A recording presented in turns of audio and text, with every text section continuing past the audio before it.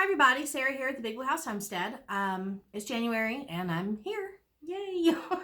Had a lot going on. I'll get into that in a little while, but I'm here today because it's time to start seeds. I wanted to show you guys and start sharing what it is that I do to get my garden going for the year, things that I have to grow, when I start to grow them, how I grow them, and the whole process after that. So right here is a huge stack. It's not all of them, but I have all my January seeds to start.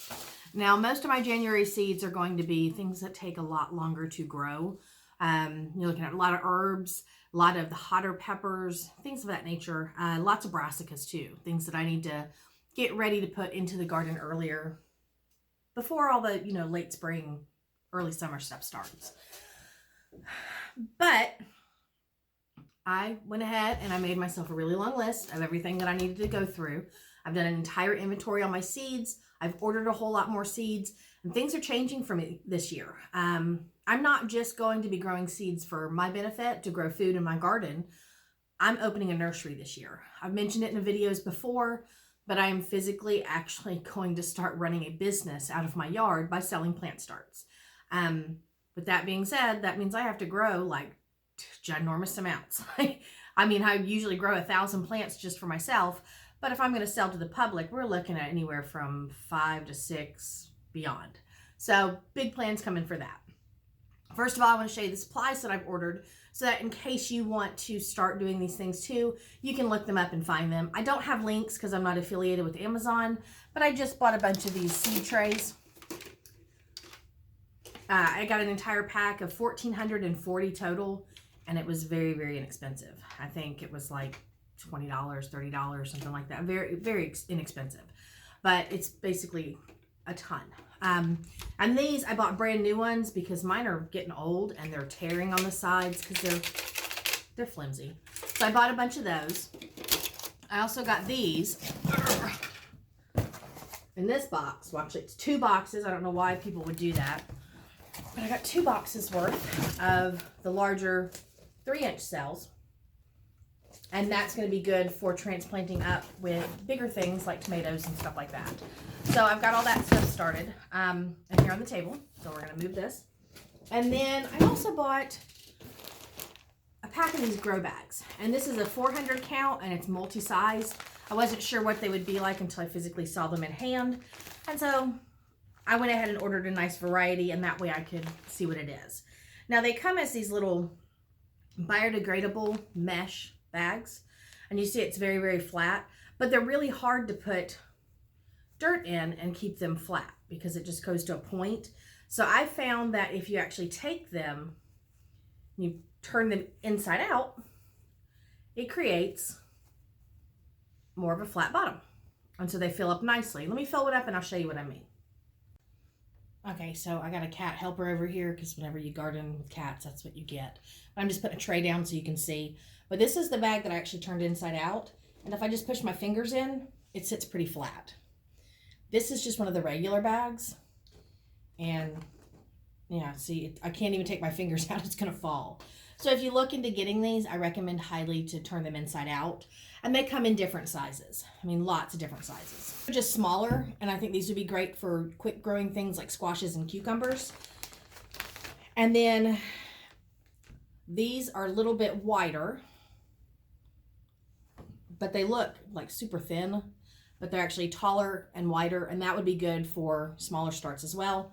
And then it goes up to your next sizes, which this one's a pretty good size. This one would be great for peppers.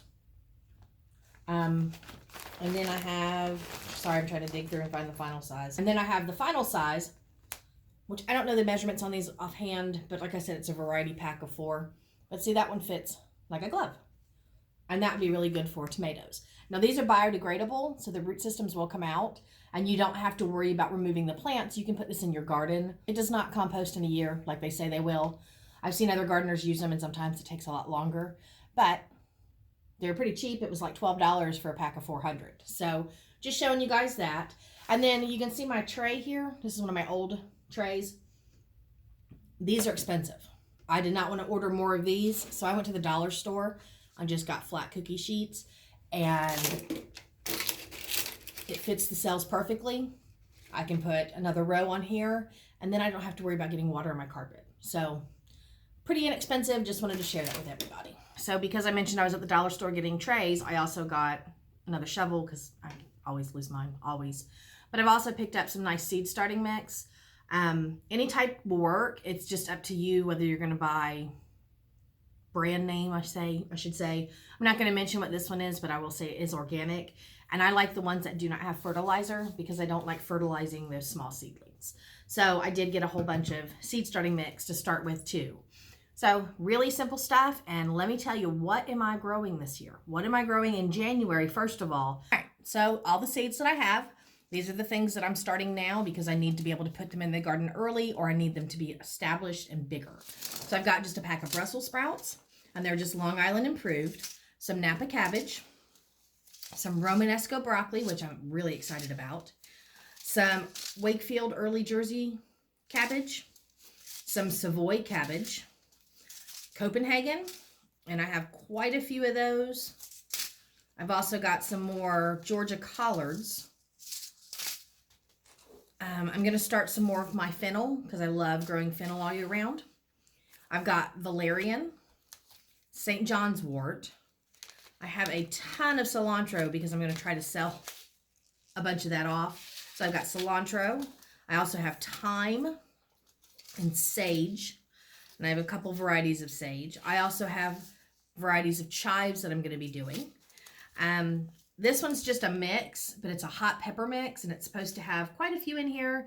So you're looking at Anaheim, Cayenne, Jalapeno, Santa Fe Grande, Serrano, and Tampiquino. I don't know if I said that one right, but hot mix. I'm going to try those. I've got another hot mix. I've got a bunch of Tabascos. I've got a bunch of Serranos. I've got habaneros, cayennes. I've got some Snowball X cauliflower, some Thai red roselle, some rosemary, some purple lady bok choy. I actually got this from getting started on homesteading. So I was really excited to receive that in the mail. And then I have some stevia. There's a few other things. Let me grab that and I will show you that as well. Sorry, I just didn't get these put in with the rest of my seeds yet. But I have bronze leaf fennel, which grows only the frond part and not the bulb. And that way I can use it for more seasonings. I've got dill. I've got summer savory, hyssop, Russian tarragon, lemon drop peppers, pepperoncini peppers, boot jalaka peppers, which I'm not a fan of that hot of a pepper, but we're going to go with it. People will like it. Got the large red cherry peppers, which these are good stuffed. So hopefully I can get a recipe somewhere to figure out how to can like that, because that would be really good. And then I have some Martha Washington asparagus and some marshmallow. Now the thing is this one I can't start yet. I actually need to cold stratify it. So we'll talk about that in another video, and then I can plant that when it's ready. All right, so I just wanted to share what it is that I'm actually starting in January. I have a lot of plants to go. I'm going to be doing from January through February through March, possibly even April. Lots of starts, lots of plants.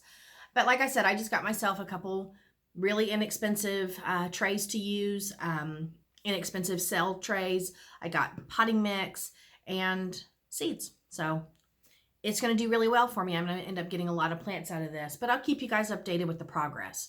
Now, if you've made it here to the end of the video, I'm hoping you did, because a lot of you, I'm sure, have really missed me, because I missed you guys. I'm trying to catch back up on YouTube. I am trying to get back into this. I've decided that 2021 is going to be a year more about me than everybody else. But I spent a lot of time with my family the past few months because we had some things go on. And I'm going to insert a picture to show you if I can figure out how to do that.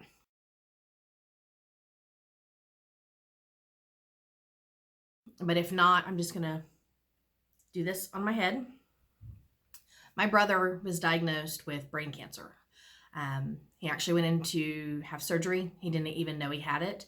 He had some really bad headaches and went to an urgent care and a regular doctor, and they just kept giving him migraine medicines. And then one day he said it was enough, and he went to the emergency room, and that's when they scanned him, and they found a golf ball sized tumor in his brain. So the next morning he was rushed into surgery. Well, he's doing really good now. Radiation's starting and all of that stuff. And it's been a rough time for him.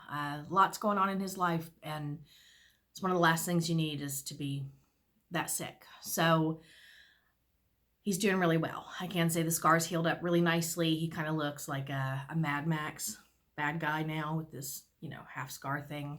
Wouldn't be surprised if he goes and gets it tattooed because he's got tattoos all over. But yeah, I'm just thankful to have him around still. So I did take time off for my family, and I spent time with my family, and I thought that was more important. Plus, there's been a lot of bad things happening on YouTube. A lot of people that I was connected with and watched their videos and stuff. A lot of people passed away this year, and I don't know how many of you are aware that a YouTube creator is a real person, and it does affect some people when you feel connected with them, when you lose that person.